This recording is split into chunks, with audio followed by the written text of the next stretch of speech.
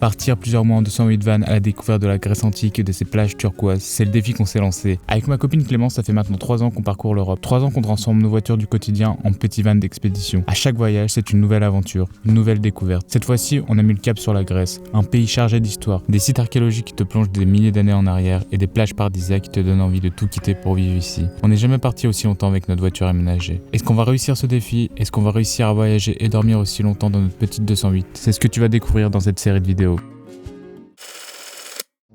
Dans l'épisode précédent, on partait à la découverte de notre premier site archéologique, Olympie, et on a adoré. Ensuite, on prenait la direction de l'un des spots les plus van life friendly de Grèce, Elea Beach. Et enfin, on s'est quitté au château de Métonie, et clairement, on se serait cru dans un épisode de Game of Thrones.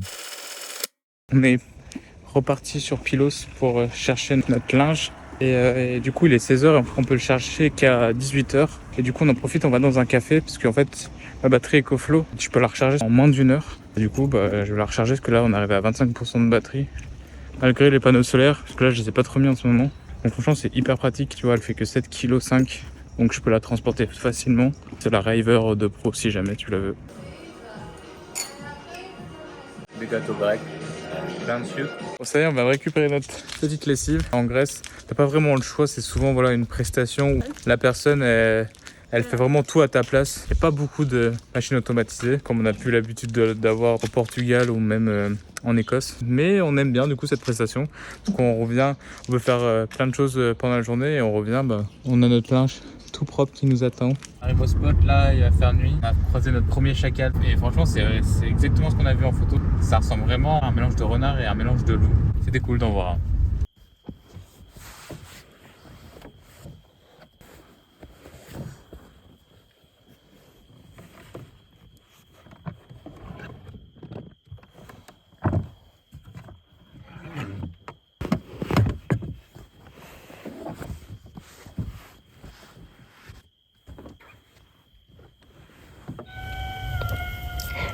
Arrête, tu vas me faire peur là, je vais te faire des cauchemars dans la nuit à cause de toi. Je vais te réveiller, de toute façon il n'y a que toi que je peux réveiller si j'ai peur. Hein. Donc, ça sera... Deuxième nuit ici, sous les oliviers. Une nuit plutôt mouvementée. Moi, j'ai pas très bien dormi. Moi, c'est vrai que le bruit des chacals pendant la nuit m'ont un peu dérangé. Et ouais, tu vas commencer à le voir, mais il fait nuit de plus en plus tôt. Là, il fait nuit à 19h maintenant.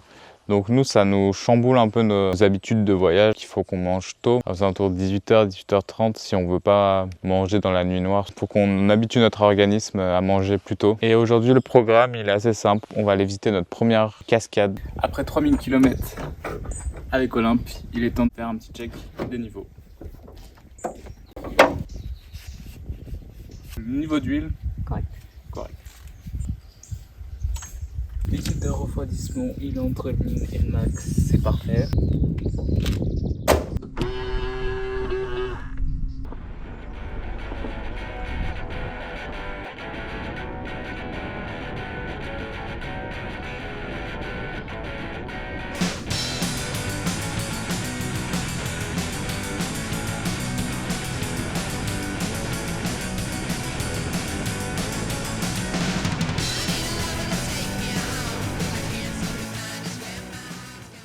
C'est reparti pour une grande salade grecque.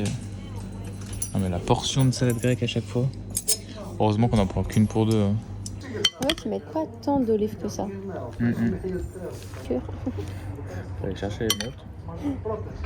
Et on a pris une portion de gyros. Je pense qu'on a un peu abusé. On a pris ça en plus. Aïe aïe aïe. On va se goinfrer là. On a beaucoup de viande.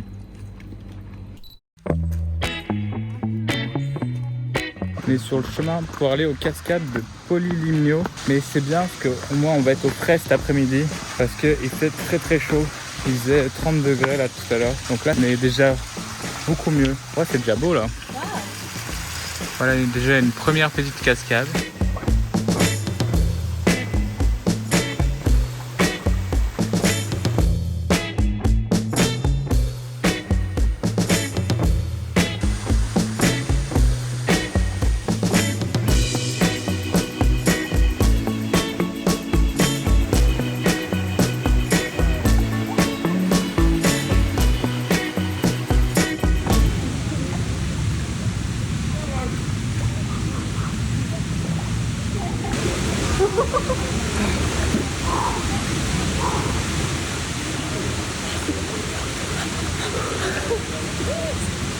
C'est laquelle?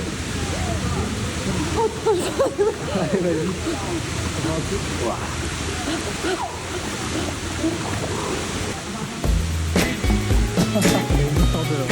Comme tu as pu le voir, on ne s'est pas baigné longtemps. L'eau, elle devait être, je sais pas, entre 10 et 15 degrés, je pense. Elle était froide, quoi. Et là, il y a des Anglais qui se baignent. Et bah, ils restent plus longtemps que nous. Ça fait au moins 5 minutes, c'est évident. Grave. Bon, en tout cas, c'est très joli. Et tu vois, on a bien fait de prendre nos chaussures de randonnée parce que ça fait des bonnes grimpettes. Il y a des cordes pour s'aider.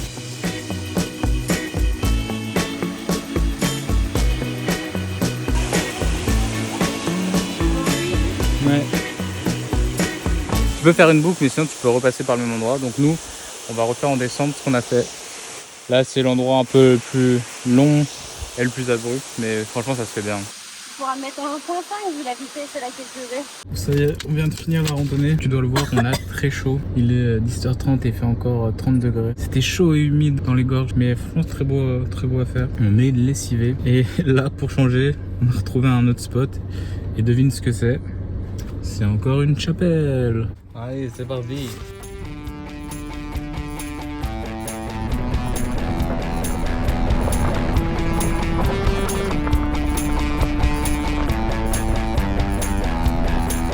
Ça grimpe.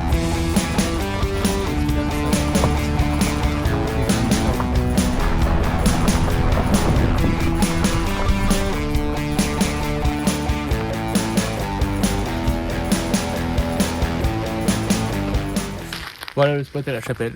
C'est pas les meilleurs spots, mais ça dépanne pour passer la nuit. Clémence m'a rien laissé en eau. Voilà ce que je subis au quotidien. Donc là, je peux te dire que la douche, je dois même pas utiliser 1,5 litre.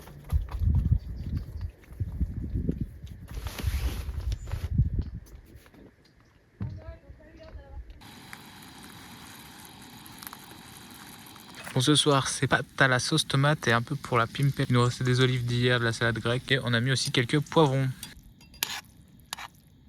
Et puis comme ça fait plus longtemps, là, ça fait presque 1 mois et demi qu'on voyage, on a fait le tour déjà plein de fois, tu vois, de ce qu'on a fait.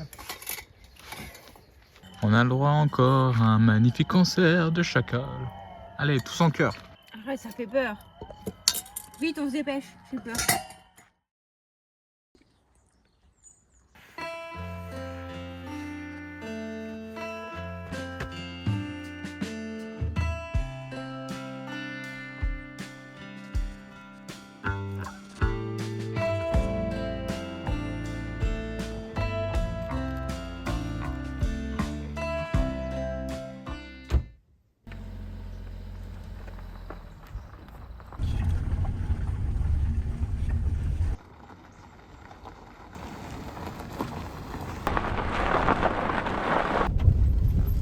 Alors aujourd'hui, on va faire une visite de site archéologique. On va à l'ancien Mécène. Alors, pour l'instant, on ne me demande pas ce qu'il y a là-bas et qu'est-ce que c'était, mais je vais te faire découvrir tout ça. Ça y est, on est bien arrivé à Mécène. Et franchement, ça a l'air d'être très beau et assez bien conservé. Et il y a l'air d'avoir pas mal de colonnes encore debout. Donc j'ai hâte de découvrir tout ça. Et moi en plus, je l'ai encore jamais fait ce site archéologique. Donc j'ai trop hâte. One tzatziki, please. And one bread. With tzatziki. Alors aujourd'hui, on goûte encore une nouvelle spécialité. Ça s'appelle... Imam. C'est des aubergines, des oignons caramélisés, de la feta et voilà quelques tomates, de l'huile d'olive comme d'habitude. Bon, tu connais le fameux tzatziki. Et on a repris des légumes farcis. Donc là, c'est tomates et poivrons farcis. Et il n'y a pas de viande. Et c'est toujours farci, voilà, qu'avec du riz, mais elle est trop bonne la farce. Bon appétit, Clémence. Vous aimé? Attends, on fait que ça, c'est surtout une aubergine. C'est très bon. C'est très bon? Ouais, moi qui aime pas trop le fromage, même avec la feta, on la sent vraiment pas. C'est ça l'idée, le imam. Ça, c'est la vue du restaurant. Plutôt pas mal, hein? Vue sur l'ancien Mécène. Alors Mécène, ouais, c'était une ancienne cité de la Grèce antique. Et pour l'instant, de ce qu'on voit, ça a l'air d'être bien conservé. Il y a pas mal de choses à voir. L'entrée coûte 10 €, mais je pense que ça les vaut pour le coup. Je te dirai ça quand même à la fin de la visite. Bienvenue à Mécène, une cité antique bâtie il y a plus de 2300 ans au cœur du Péloponnèse. Loin des foules d'Athènes ou d'Olympie, c'est un vrai trésor caché. Et ce qui rend Mécène si unique, c'est qu'elle n'a pas été détruite par la guerre ou abandonnée brusquement. Elle a survécu paisiblement, comme si le temps s'était arrêté. Quand tu te balades au milieu du stade ou en face des grandes colonnes, tu ressens presque la vie quotidienne de ces anciens habitants. Leurs fêtes, leurs compétitions sportives et même leurs marchés. Là on arrive tout en bas de l'ancienne cité de Mécène et je pense que c'est la partie la mieux conservée et la mieux restaurée. C'est magnifique, regarde-moi ça. C'est la partie du gymnase, encore le stade, bref, on va aller voir tout ça. Si tu veux plonger dans une époque loin du tumulte moderne, Mécène est l'endroit parfait. Et pour moi, c'était vraiment une sensation de voyage dans le temps. Donc tu l'auras compris, c'est vraiment un site à ne pas louper si tu viens dans le Péloponnèse.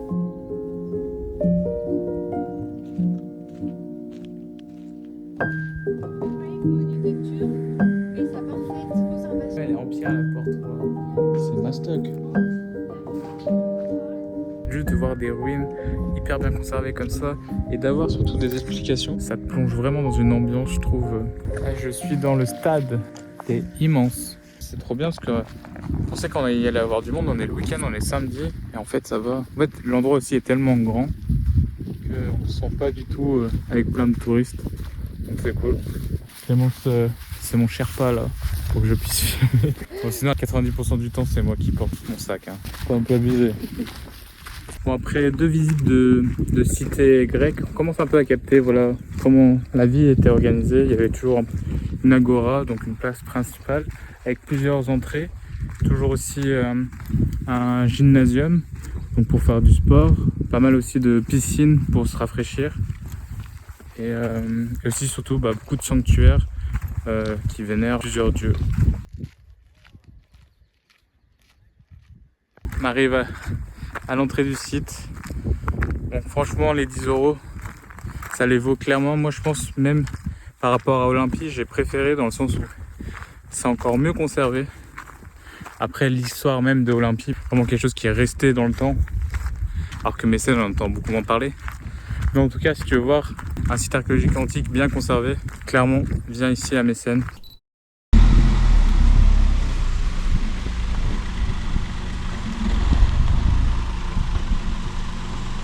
It's beautiful.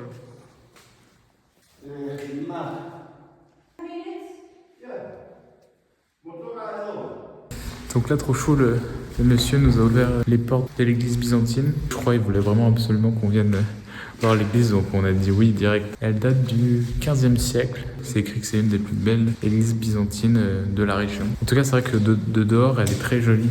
À l'intérieur, c'est un peu archaïque. Et la peinture, c'est un peu effacée. Et c'est vrai que c'est pas aussi, on va dire, resplendissant par rapport aux églises catholiques. C'est plus sobre. Mais ça vaut le coup d'œil. Et oui, trop chaud aussi. Le monsieur, on n'avait pas du tout vu en fait l'arbre qui était à côté de nous. Bon, là, je viens de déplacer la voiture parce qu'en fait, il parlait pas anglais, mais il nous a fait comprendre, mais on l'avait pas vu. En fait, là, cet arbre-là, il risque de casser à tout moment parce qu'il est moisi de l'intérieur, on le voit là. Et en fait, il risque de s'écrouler à tout moment. Et en fait, on est un peu en dessous, je pense, s'il tombe.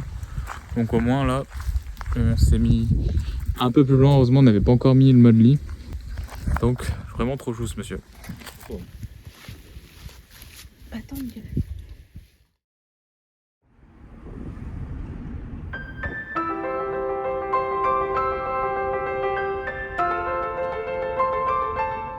Aujourd'hui, on est dans la région de la Laconie, exactement dans la péninsule sud-ouest.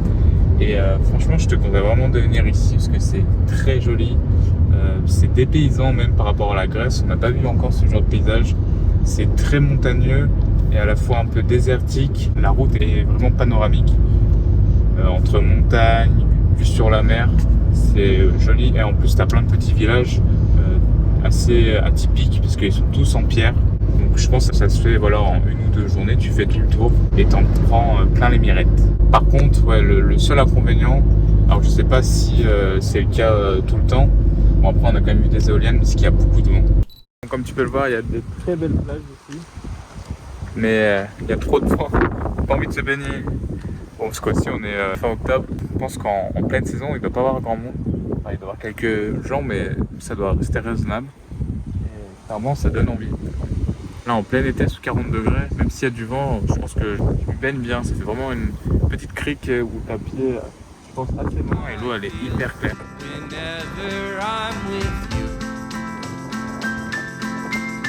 I've waited till the moment's right to look into those starry eyes and say the words that I'm thinking all the time. Actuellement de la ruelle du village abandonné de Vatia. C'est un village qui est un peu en hauteur et on a quand même une très belle vue d'en haut. Regarde-moi ça. Pas mal la vue, j'avoue. Bon, le seul bémol, c'est qu'il y a des chats et des chiens errants. On s'est fait poursuivre par un chien errant. On dirait que le village il est à moitié abandonné. Je sens qu'il y a encore des gens qui y vivent là, par exemple. Ouais. Peut-être que les gens essaient de le réhabiliter petit à petit. Hein. Mais j'aimerais pas vivre là. Hein. Ça fait flipper. Ouais, mais bon, la maison au milieu des ruines.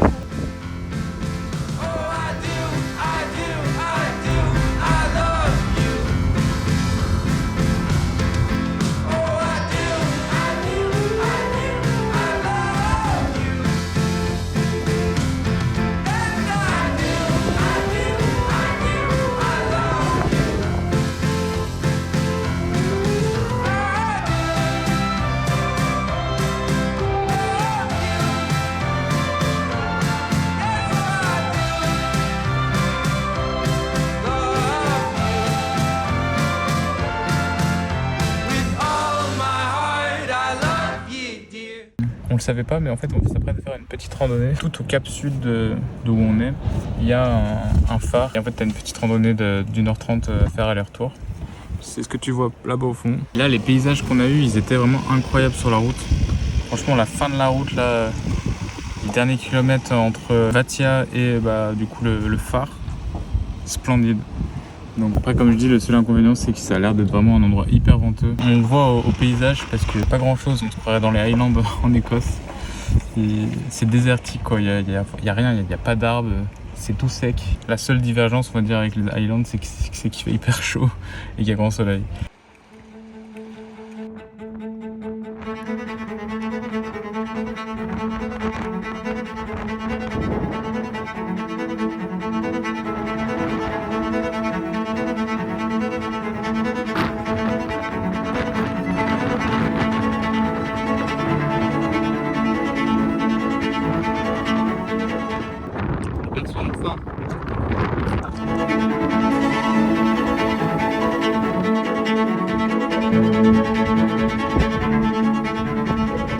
Ça y est, on est bien arrivé au phare. Bon, je vais pas faire voler mon drone vu le vent qu'il y a. Sinon, je pense que je vais le perdre dans la mer. Et ça fait un peu une ambiance bout du monde. Bon, là, si on regarde tout droit, c'est l'Afrique. C'est tout droit, c'est la Libye ou l'Égypte. Toi, on est plus proche, je pense, des pyramides que de la France. Ça donne envie d'aller vers de nouveaux horizons.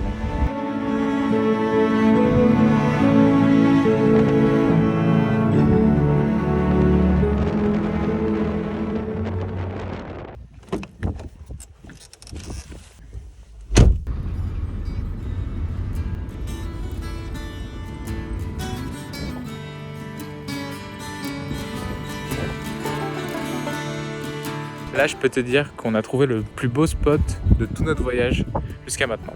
Regarde-moi cette vue. C'est déjà la fin de cette vidéo. Merci de l'avoir regardé jusqu'au bout. Comme d'habitude, n'hésite pas à chatouiller l'algorithme en laissant un commentaire ou un like. Ça aide vraiment à soutenir mon travail.